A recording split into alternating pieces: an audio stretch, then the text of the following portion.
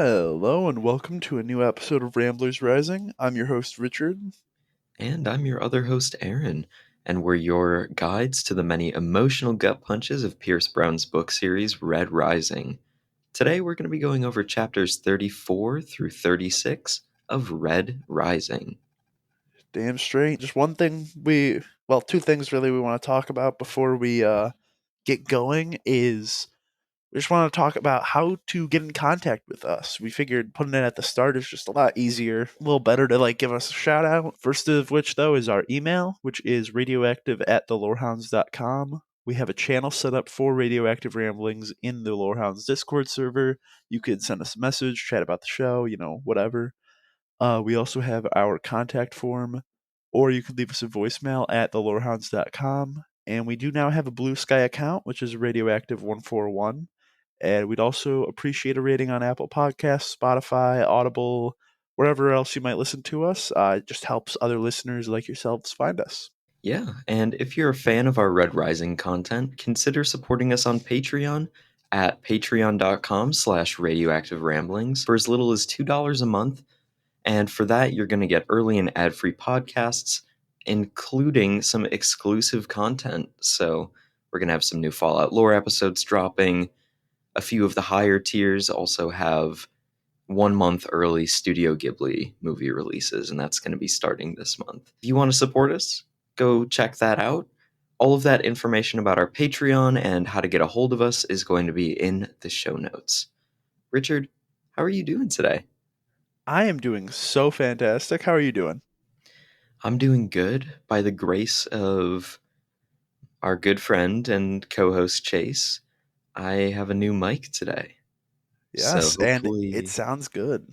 I'm glad. So hopefully, this is a little bit better. I know that we were coasting along on some subpar equipment for a while, especially on my end. So I hope that this is a little bit of an upgrade, and yeah, it's got me excited to record and edit this, just because I know that I can listen back and compare and contrast to the old microphone. I kind of nerd out about all the technical stuff.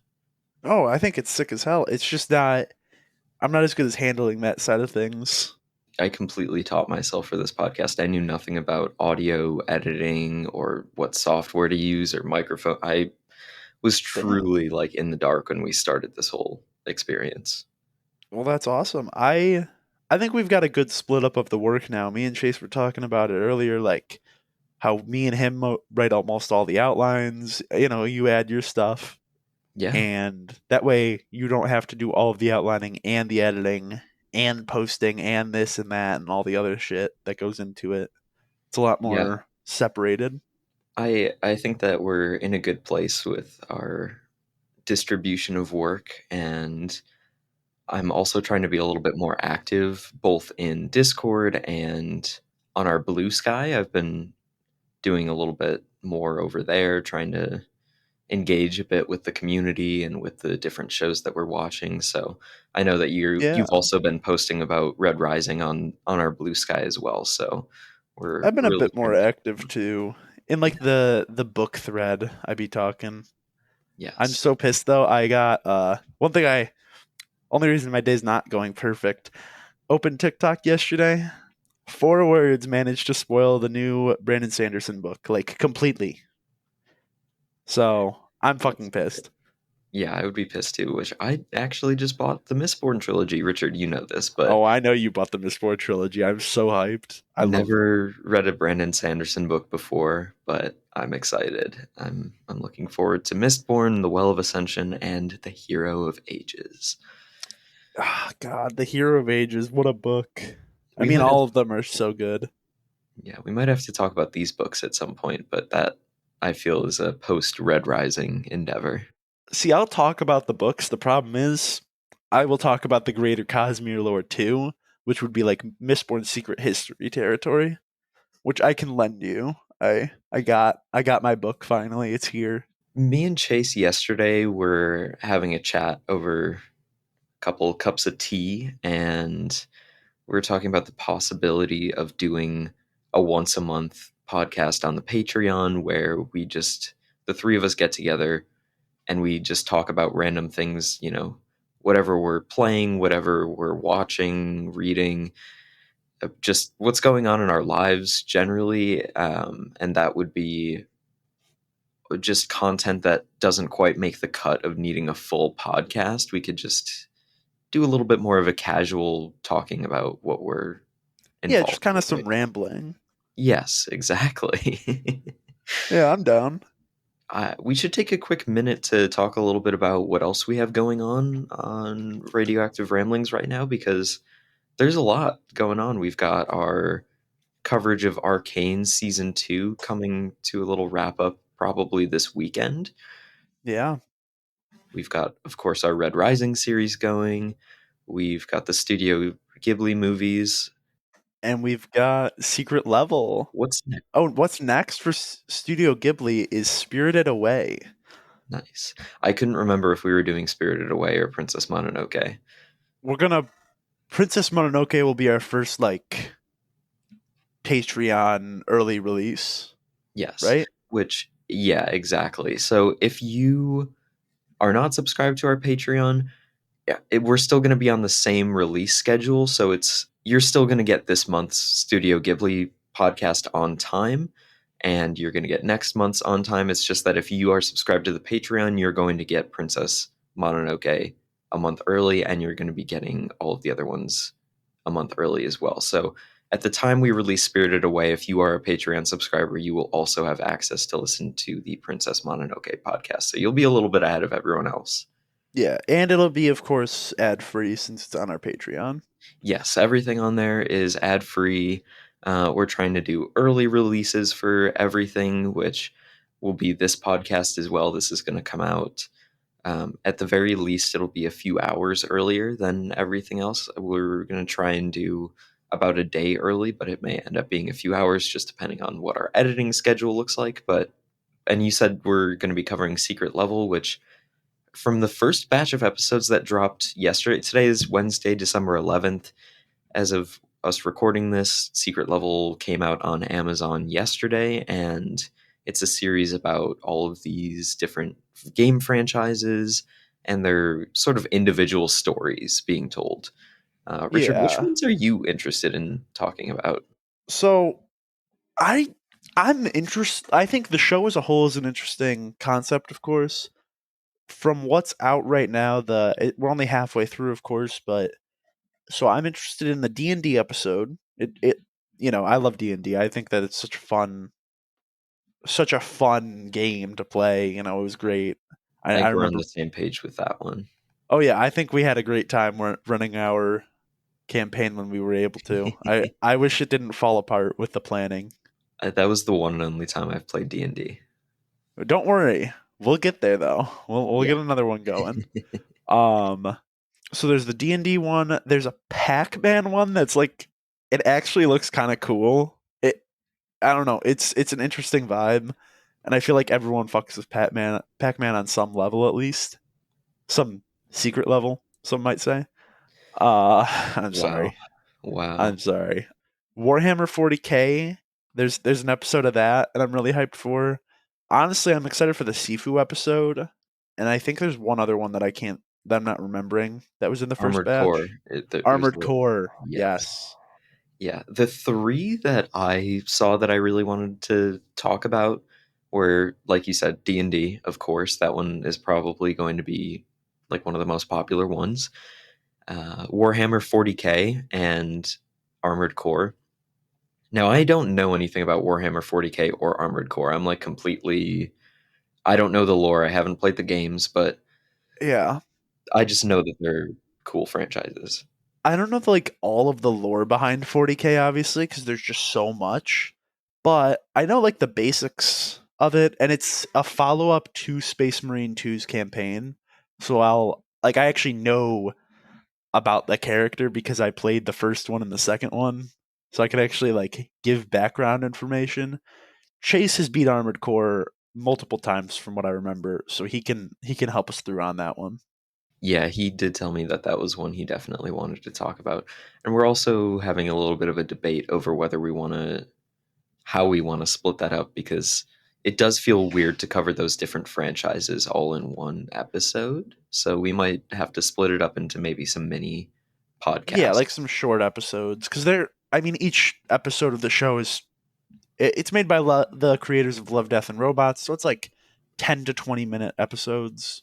Yeah, exactly. And we, we always say that whenever we say we're going to do a short episode, it always ends up coming out to like over an hour anyways. We we always like to yap. Yeah, I think I think every single time we've said it's going to be a short episode, it's a solid. It like the smallest one I think we've released is 45 minutes, Yeah, just about. Like that's which crazy. speaking of that, we're already getting into over 10 minutes into our intro, so we should probably dive right into the beginning of part 4 of Red Rising, which is Yeah, titled bro wants to Reaper. stop yapping about this. Okay, I see how it is. Yeah, on to the peak book, I guess. Yeah, onto the really good book if we have to talk about it, I guess. Yeah, this chapter's got me kicking my legs, giggling. So happy for Darrow and Mustang. Yeah, this is a good chapter. I really love their relationship. It's so cutesy. And then Golden Sun happens. Yeah. I especially love the relationship between Mustang and Darrow because you have Darrow who lost his wife at such a young age. Well, first of all, he was married at such a young age. And Hey, then hey, old enough to crew, old enough to screw. That's what they say in the mines. it's such a crazy quote for them to be pulling out. But I guess the Reds are living on that limited lifetime. They're living to like 30 and dying in the mines. So, um, Yeah.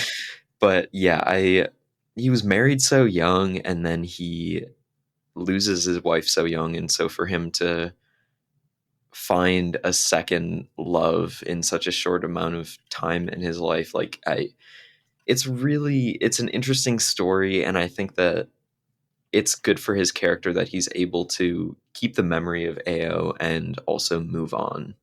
Yeah, let's get right into chapter 34, which is titled The North Woods. Darrow wakes up to a gentle hand which reminds him of Io.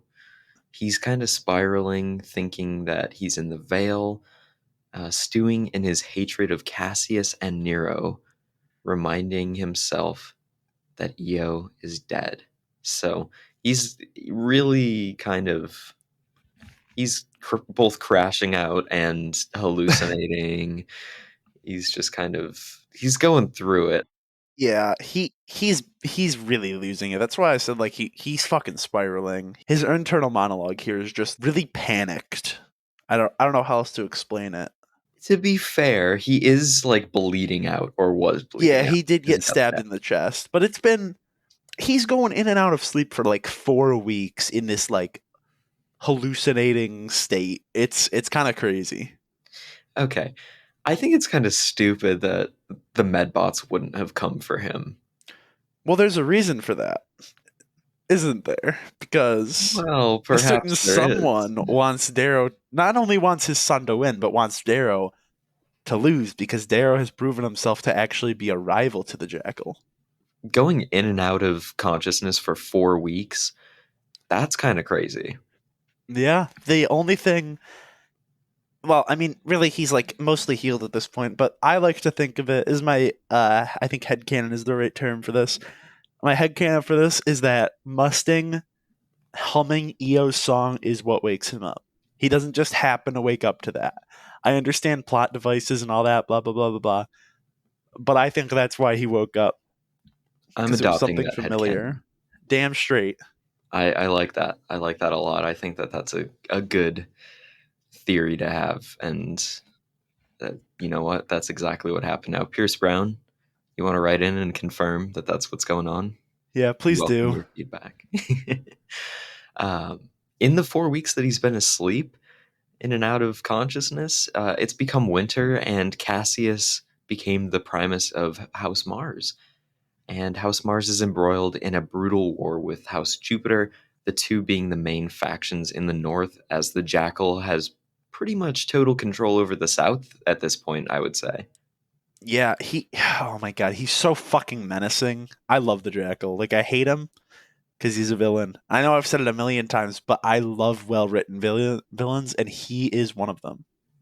Yeah, before you actually get to meet him, he really is this larger than life presence. It's such a good foil for the legend of the Reaper. So, Yeah.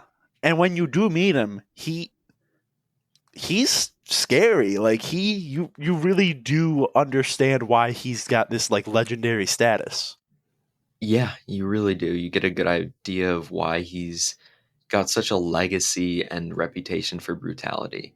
Mustang sort of prods Darrow a little bit and says, you should have killed Cassius. And Darrow's taken aback by that. He says that he thinks she was a little bit better than that. He didn't think that she would say something like that or resort to the murder of someone that he considered a friend.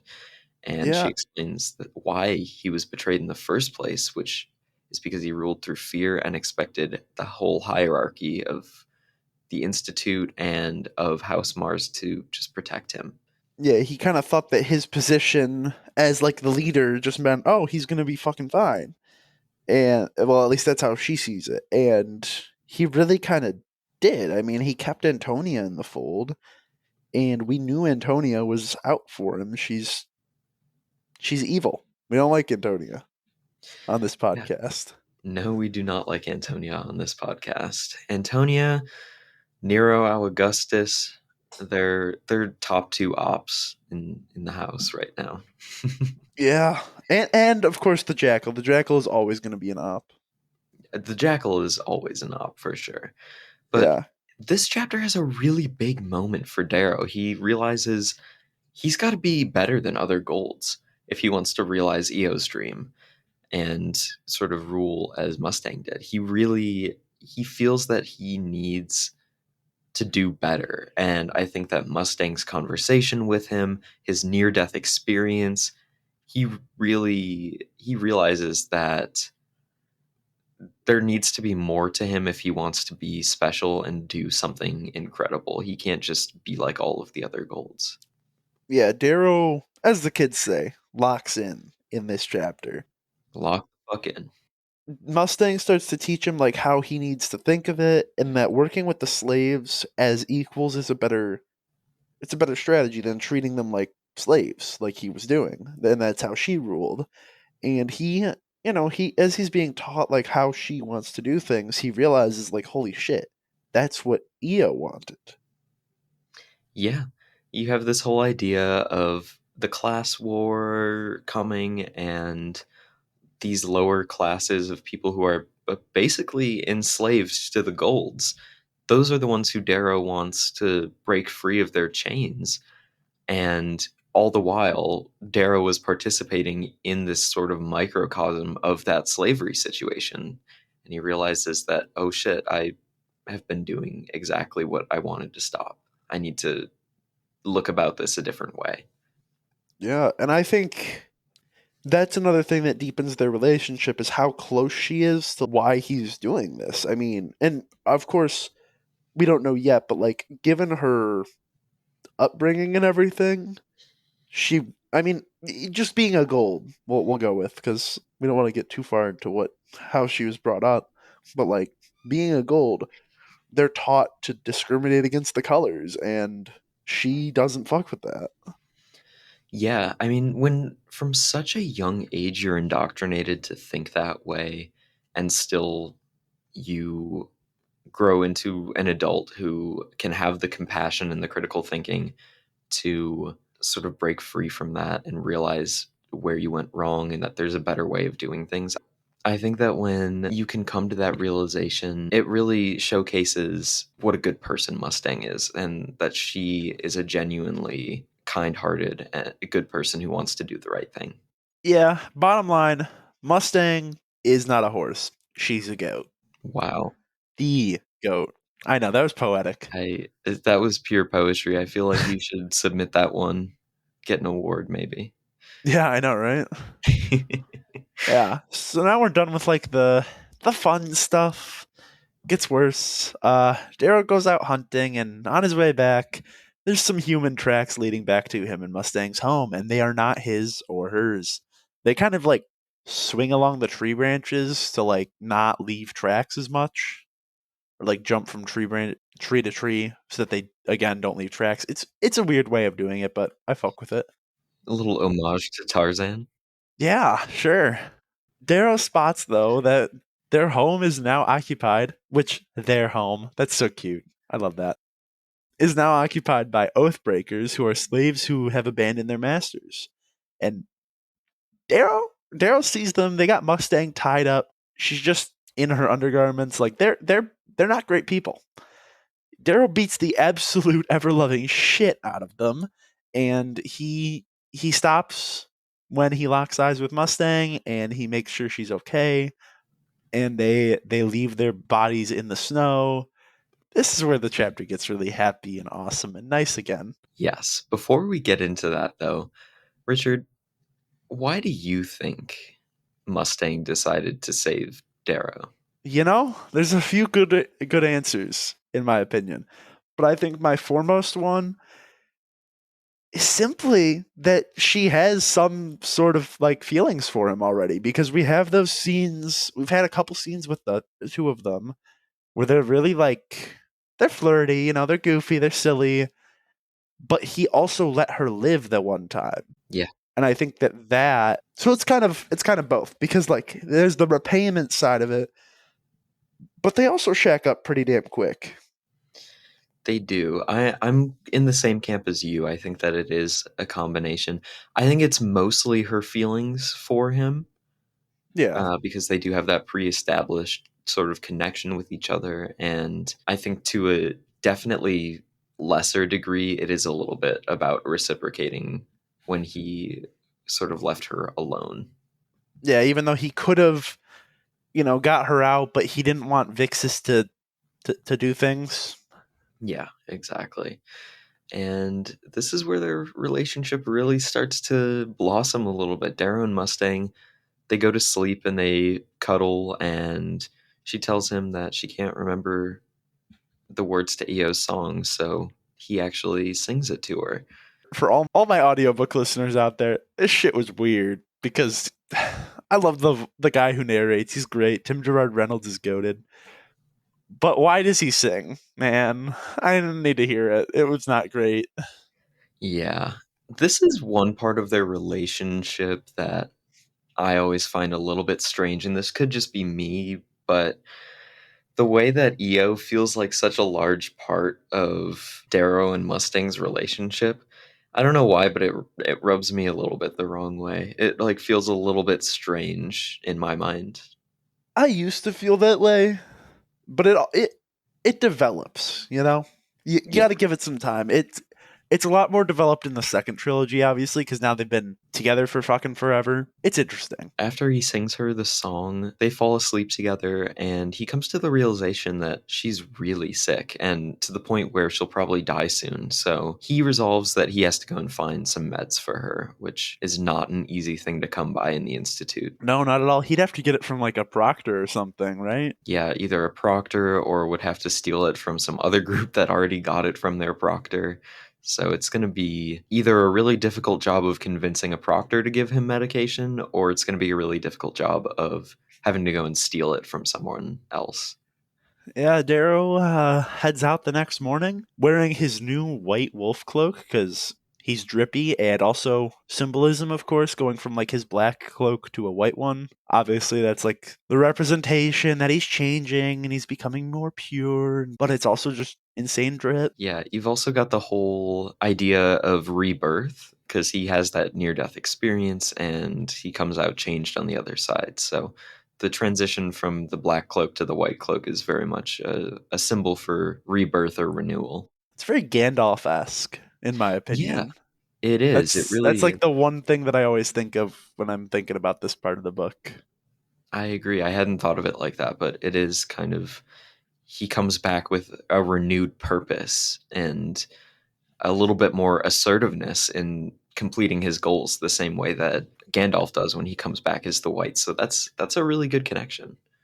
Yeah, I'm obsessed with Lord of the Rings right now. We got War of the Rohirrim coming out tomorrow. It is tomorrow. I'm genuinely so excited for War I'm of the so hyped Rohirrim. because we are.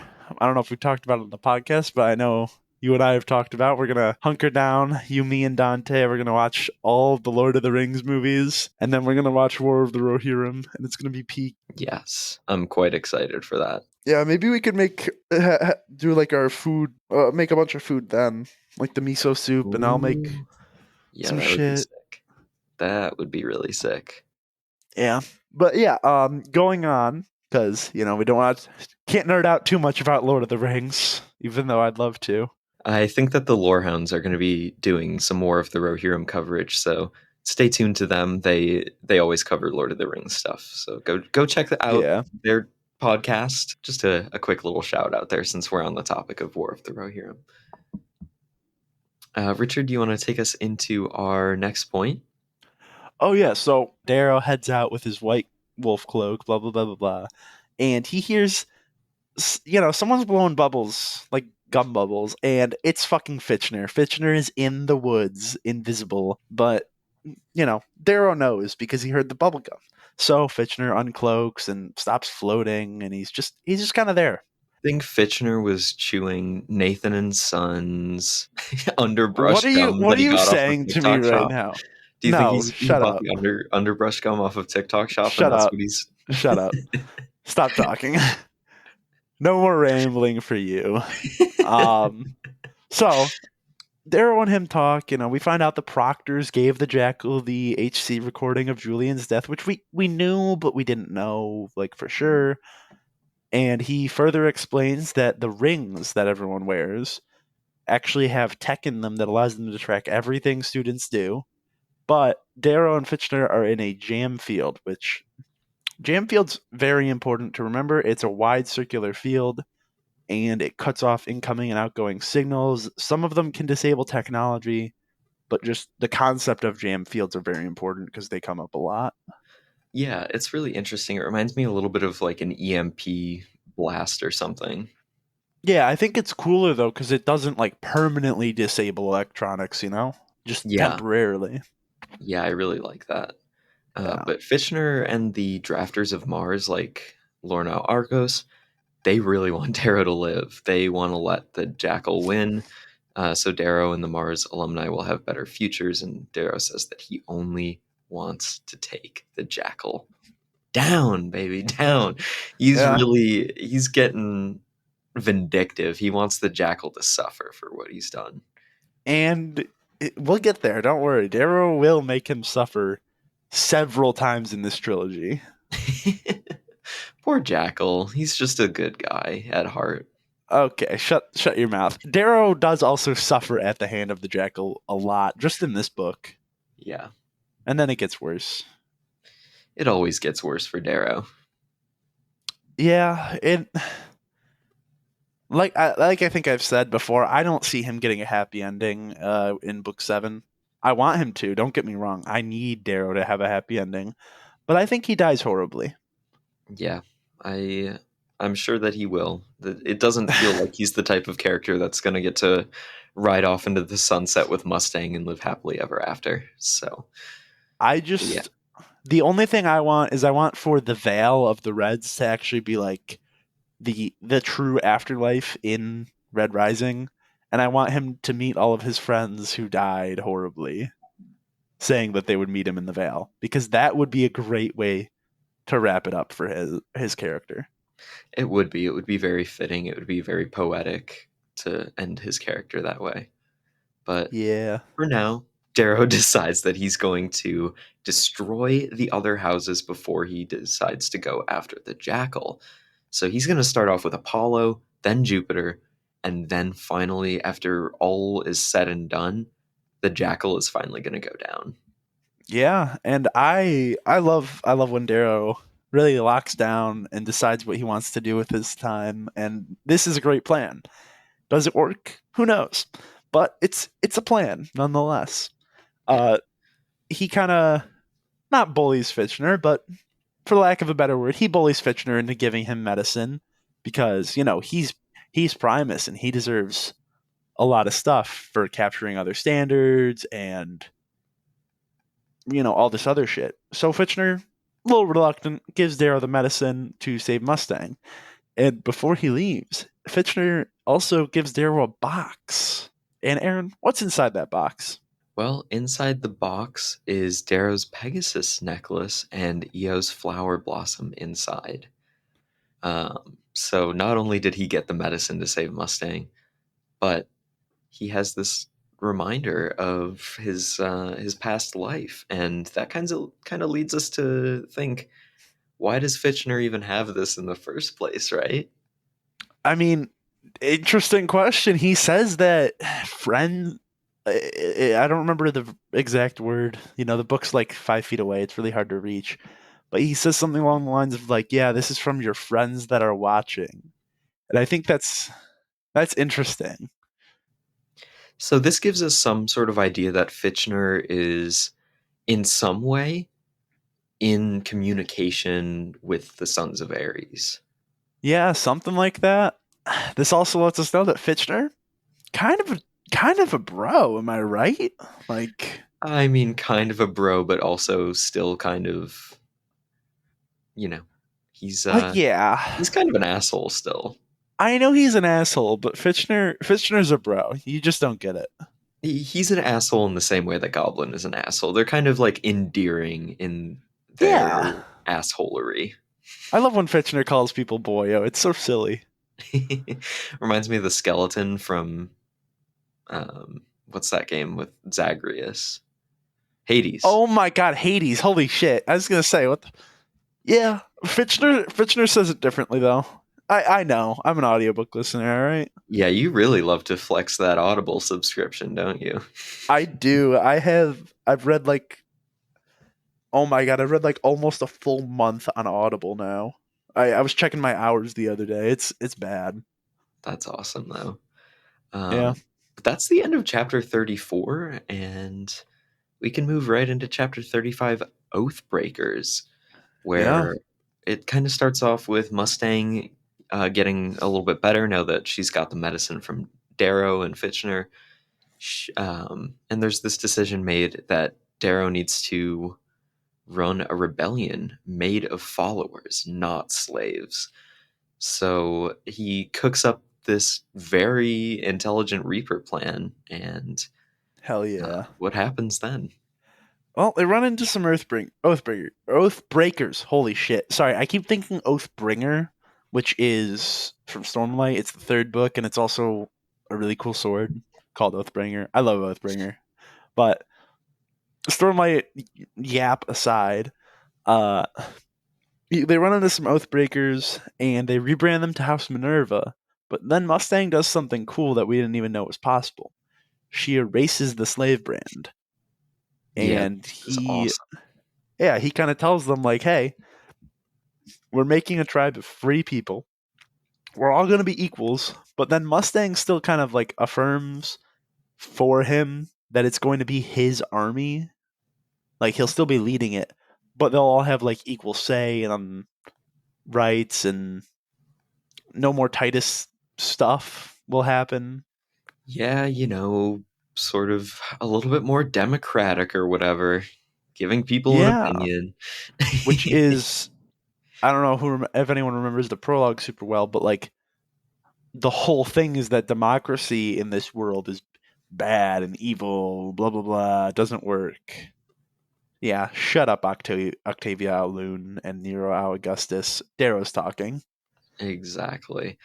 And after he explains the whole tribe of free men and women, Mars and Jupiter, there's a little bit of a clash with Pax leading the Mars Warband, which this shows us that both Mars and Jupiter have better armor and weapons. They've got ion swords, ion arrows, ion armor, ion fucking Yeah, everything. I'm. They've got ion baseball hats. It's really like the most basic sci-fi term. I feel like is just ion, normal weapon, whatever.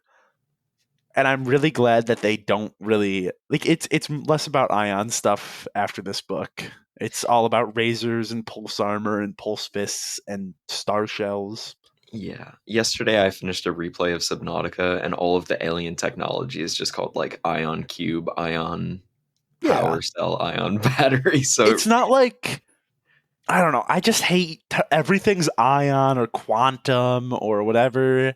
Like, and that's why I like razors and other Yes. shit. It just it's more original. Yeah, it feels a little bit more creative. There was some more thought put into it. But Yeah, Mustang and Darrow, they start to cook up a plan to raid the Mars slaves and turn these slaves to their side. And Pax sort of remains as the white whale, the big prize that they want to win over. yeah. It takes all 12 of Darrow's tribe. Besides, like Mustang's the 13th. She obviously isn't doing this part, but they all pile onto Pax and hold him to the ground. And Mustang frees him using the standard. He just starts laughing. You know, Pax is a great guy. I love Pax. He's a king. He is, and Darrow the Reaper comes back at nightfall, convinces the slaves on guard to let him in since he's the rightful primus of House Mars, so we still got a little bit of allegiance left. Sneaks in and carves a sling blade on every single door as well as on the war room table. Um, and he actually also carves a skull into Cassius's chair in the war room, stabbing a knife onto the back of it. This is a really strong message that he's sending to House Mars and to Yes, Cassius in specific. it is, and I also think this is where like his myth definitely starts to develop. Like that's why I started referring to him as the Reaper, kind of noting like that huge character change here. Yeah, I mean, he almost is putting on this act and he's creating a new character for himself to play, which is the Reaper, this really confident, sort of knife in the dark kind of guy who Came is, back from the dead, yeah, basically. came back from the dead, and he's playing it up a lot. He knows how valuable this legend can be, and so I think that he's making a really smart move here by playing it up and playing into it quite a bit. Yeah, as he leaves, he sees, you know, the diversion Mustang created, which is a giant fire shaped like a sling blade. And he realizes Severo, as long as he's still loyal, which Severo's a king, he's still loyal. Severo will try and find him. And ow, fuck. That does happen at some point. Yeah. Ouch. What did you just drop on yourself? Um, a little knob on my chair. I don't know. I fidget with it, like unscrew it, and it fell on my toe, and it's heavy, and that didn't feel great. I hope that you're okay. I'm And fine. also, I I'll hope survive. that we know that Severo is coming back. Yeah, I Severo's the mean, goat. when you hide inside of a dead horse for someone, I don't know how much more loyal you can be to someone than Whoa, whoa, doing whoa, whoa! that. No, no, no, no, no! That doesn't work though, because Tactus hid in a horse. I hate Tactus. Yeah, this is true. Tactus is an asshole. Yeah, he This is deserves very death. true. But I feel like in the case of Severo, the goblin, he just keeps on proving himself. That was just one example of how Yeah, loyal and goaded he is. yeah. He'd But also slit Antoni's throat if Darrow asked. I mean, he would do anything for Darrow. damn straight, as he should, honestly. And He's just like me. in chapter 36, which is the final chapter we're going to be covering today, it is titled A Second Test. And it starts off with Darrow. He's now leading a small army, which includes Tactus. That's a huge boon. And a few other Diana members that were sewn into the horse corpses. Yeah, So, they're called like the dead horses or something, which is like, eh. Like, stop trying to be the howlers, bro. You ain't yeah. like that. Which, going back to Fallout, I think I've mentioned this before, but the Dead Horses are one of the tribes of Zion Canyon in Fallout. I didn't know that actually. I don't think you've mentioned it to me at least. That's Yeah. cool though. They're one of the main factions in the Honest Hearts DLC for Fallout New Vegas. Oh, okay. Yeah, I Yeah. wouldn't know. I still need to play New Vegas, even though it will replace Fallout 3 is my favorite Fallout It game. will, because that DLC also has my favorite Fallout character of all time in it, who is Joshua Graham. Oh, I know about Joshua Graham. I was gonna say I've yapped about him at you enough for your I'm surprised we haven't done an episode on Joshua Graham alone. He's We so might good. have to because we did do a Legion episode. Maybe Joshua Gray. I feel like every time we bring up a piece of Fallout lore, I'm like, maybe that'll be our next episode. Yeah, maybe bro will write an Maybe episode. bro will write an outline. Yeah, we'll see about that. That's another thing too. When me and Chase were talking about earlier, like I would totally write the Fallout lore outlines. I just don't know it though. No, I Like, can take care of that. Don't yeah, worry. Like I got it. It's not that hard to write it, but I okay. just want to make sure that I've got something good enough that I want to talk about. I feel like we just got to start ripping it. I agree. Yeah. They realize they are going to have to attack House Ceres, and Darrow wants to do it during the day. So they decide that they're going to sleep in the snow outside of Castle Ceres before they attack. And what happens once they do assault Ceres? They find out that Ceres only has bows and arrows. Darrow's group they got a lot of bladed weapons. I mean, Darrow's got his trademark sling blade, the Reaper's scythe as it's called, and they take the castle pretty easily because they're like that. They They do. enslave all of Ceres, but they promise like, hey, you guys will be free if you just help us out. Like, be good people, not good slaves, and then you won't have to be slaves and we'll free you completely. Yeah, exactly. And after they take the castle, Tactus, he's ranting about his highborn status, trying to talk about how he's better than everyone else and that he's. Yeah, he is from a noble family, actually, called the Valii Wrath. And they're scumbags. They've been around since the conquering with Selenius the Lightbringer like 700 years ago. They they're bad. Yeah, they're a bunch of assholes, but they take the House Series people as slaves after they win the battle, and he promises them freedom if they help win another fortress for him. So it's this kind of it's the beginning of a new system that Darrow is implementing, which is basically you help me, I'll free you. Yeah, it's almost like a small scale meritocracy. Yeah, a little bit. But yeah, Titus. Wow, close enough, There's huh? Am I right? too many similar names with too many Roman names Yeah, going around. Tactus is well. There's a reason I confused them too. Titus is a dirty rat bastard, and this is a content warning. I feel like we've had a lot of these recently, and it's very unfortunate. But There's not as many in the second book, or at least where I've gotten there to so there far. isn't. There's just a lot of there's a few really nasty deaths that I would consider content warnings for, but and he's captured by a group of Darrow's people, but then some of the other people in Darrow's tribe, the House Diana members that are not slaves anymore, they want to riot because what the hell? You guys are taking Tactus prisoner, like what the fuck?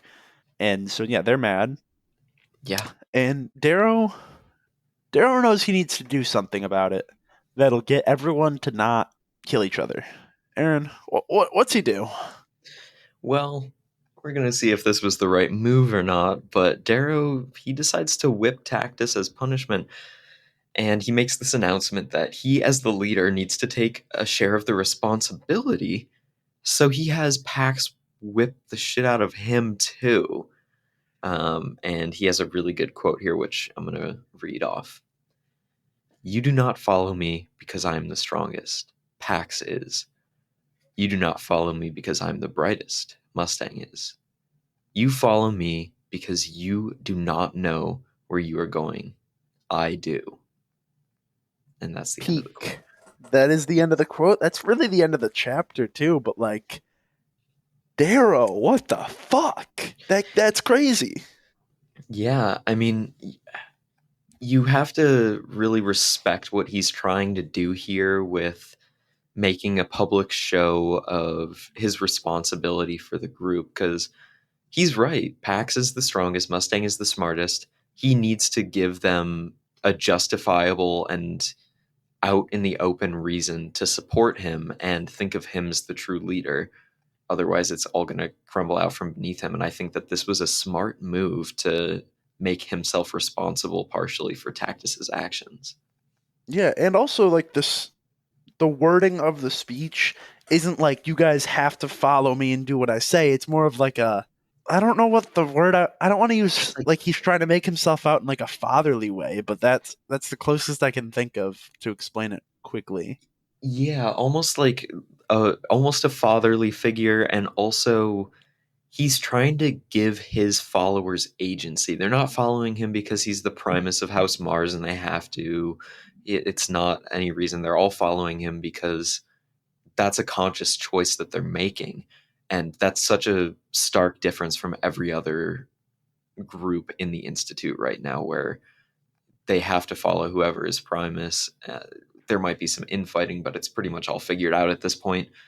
Darrow is at least giving them the illusion that they have agency in this situation. Yeah, he does this a lot too. Like he makes this move too many times in the future, and it does start to have some consequences. I mean, I've said it before, I'll say it again. The second trilogy is just Darrow's consequences, book after book from the first trilogy, and it's a very interesting like contrast, but it's peak. And so we do see that a little bit though here, with him making Pax like his front hor like his shit. I'm sorry, I can't think of the word. Like his His right hand, or not like, even really his right hand, because I would say Mustang's his right, his left hand. His left hand. We're gonna say that because all he's right. like his chief general, kind of. Oh yeah, yeah, that's true. He's like his captain or marshal or whatever. Yeah, which is fair because Pax is. I mean, he's huge. He's He's huge, just and massive. he's also he's a tactically sound person. He doesn't seem like he would have a lot of smarts to him just by the way he carries himself. He doesn't carry himself with that level of intelligence, but he is, at least I read him as a guy who deserves a lot more credit than he gets for his mind. He, I think that he tries to make himself look like an idiot because you think about every fight he goes into, he is screaming. Not even I am or anything. He's just screaming, Pax out Telemanus in the Yeah, middle of a it's an battlefield. act, And that is right? such an it's kind of an act. It's kind of Telemanus tradition from what I remember. Like it's a little bit of a mix, but it's a lot more tradition to make them look dumber than they are. It's Yeah, it's a tactic. yeah. Making your enemies underestimate you is certainly a tactic that it's useful, especially for packs who's found a good way to like pull that off. I think that he's certainly got a lot more going on than anyone is giving him credit for, and I just really like his character. I think he's written in a very smart way, and I like the way that Pierce Brown does his characterization. Yeah, Pax might be one of my favorite characters in this book. I can't say the series because that list is very long. But in this book, Yes. he's top 5. I would agree with that. He's a fun character. I always, whenever he's on my page, I'm enjoying whatever I'm reading. So I'm happy about Yeah. that. I enjoy seeing the big bold letters that say Pax out Telemanus. Me too.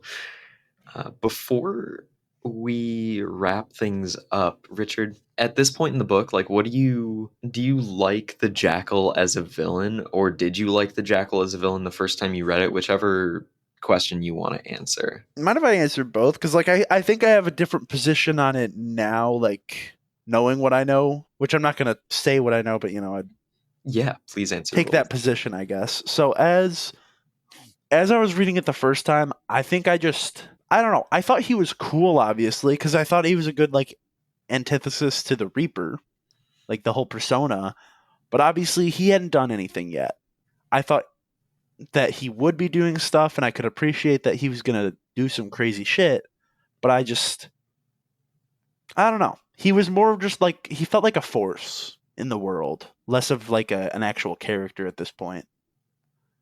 I agree with that. That's kind of why I maybe didn't like him as much yet in the story is because he felt a little far away from everything that was happening. I liked the myth, the legend, the way that he was contrasting with Darrow's Legend of the Reaper, but he did feel kind of far away from the story. It was almost a little bit like, I don't know, like Voldemort and Harry Potter for the first few books or movies, whatever, and you have this character who is supposed to be the main villain, but feels very removed from the story almost. My thoughts on afterwards. Sorry, I was looking at something. Yeah, you're good. I was checking what the next chapter is. The next chapter is us interacting with him, I kind thought of. that's what was coming next, so that's why I wanted to ask the question now before Yeah. we actually meet him in person. Good call. So then after meeting him, especially that first interaction, and I know you know what I'm talking about, that that was something. Like that was one of those moments where I'm listening to the audiobook and I had fucking chills and I just kinda had to sit for a minute and like digest what the hell just happened. Yeah. No, I agree with you. Well, Yeah. thank you for your thoughts on that because I was Yeah. especially interested since you have a much larger perspective on the whole story than I do. So I wanted to see where you were at like before and after Yeah. everything. So I'm No, it was a good question, and I'm glad you asked it because I wouldn't have thought to just because I've obviously I've fuck, I really can't think of what I want to say today. Um, it's just one of those days.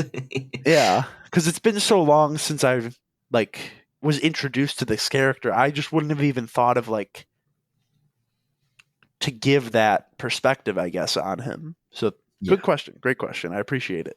I really like these chapters. I say that every week that we do one of these that I really like the chapters, but in this one it's kind of especially true. I think we get to see Darrow come into his own as a leader Yeah, in this set of chapters. We get to see his relationship with Mustang grow. We get to see his relationship with Pax grow, and we see the way that he is operating moving forward in his quest for equality. So I think this is a really monumental set of chapters for his character and for a lot of the other main cast of characters. yeah, I would consider this is my second favorite episode we've recorded. My favorite though was last week because, like, dude, I love those chapters that we covered last time. The betrayal. I'm a huge fan of betrayals, even though I don't like the betrayal themselves, but I like how well it's written most of the time, Yes. and that's why I'm excited for Golden Sun. A lot of good betrayals in Golden Sun. A lot of intrigue. As Hunger Gamesy as this book is, Golden Sun is like almost spy thriller ish. I have heard certain parts of Golden Sun compared to the Red Wedding, not the gala, something else. Interesting. I don't think I I've gotten to that yet then. You haven't. I know for a fact you haven't because it sucks. Like it's an amazing betrayal and everything, but it sucks so much to read. Yeah. Yeah, a lot of deaths. A lot of deaths in these books, a lot of heart wrenching deaths. But that's why we're here to help make sense of it all. And we can have a little group therapy session and cry about all of the deaths that really are hitting us. Dude, you don't even know about Hanger 17B from Lightbringer, the most infamous chapter in this series. You're so correct. I don't know anything about that. Basically, there's a hanger. Hanger number Thanks. 17B, actually. Thank you. I appreciate your help with that one. Yeah. Stuff Uh, happens in it. Sad stuff. but I think that pretty much brings us to the end of our episode today. Richard, you already let everyone know at the beginning how to get a hold of us, and that information, along with our Patreon information, it's all going to be in the show notes. But before we let you go, I just wanted to give a quick shout out to all of the other podcasts. We are in the Lorehounds Network. So I wanted to give just a quick little bit of information on everything. First and foremost, our parent podcast, The Lorehounds, they've got some great coverage about Dune Prophecy, They've got some coverage coming out now pretty soon, I think, about War of the Rohirrim and a few other projects. So go give them a listen. They're fantastic, really entertaining. And of course, Wool Shift Dust, who is covering Silo currently. Silo is in its second season. It stars Rebecca Ferguson, Alicia, and Luke. They're doing a great job covering this season. They have screeners, so they are able to get a little bit of extra detail and get it out in a really timely manner, which is awesome. You have that podcast out as a companion almost as soon as the episodes drop. So go check out Wool Shift Dust. Also in the network is Properly Howard Movie Reviews, who rate movies on a scale of better or worse than a Ron Howard film, which it's just a great concept for a podcast. They're really entertaining. Go give Steve and Anthony a listen. And also within the network is Marilyn Arpakila and Dr. Sarah Brown of Signum University. They talk about Tolkien over on their podcast, which is called Rings and Rituals. So go give them a listen. They are not currently releasing new podcasts, but I believe they have stuff in the works for a season 2 Rings of Power coverage. So stay tuned there. And of course, last but certainly not least, the newest podcast in the network, Never Mind the Music, where Mark and Nicole, they look at different music. And the thing I love about Never Mind the Music is how accessible they make their podcast to listeners like me who know absolutely nothing about the industry or anything about music. Whenever they explain anything, they do a great job of making me feel included in the conversation as a listener. And they're also super entertaining. The two of them are so funny together. So give them a listen. All of those links are going to be in the show notes. So thank you guys for joining us today, and we hope to see you next week in the Institute.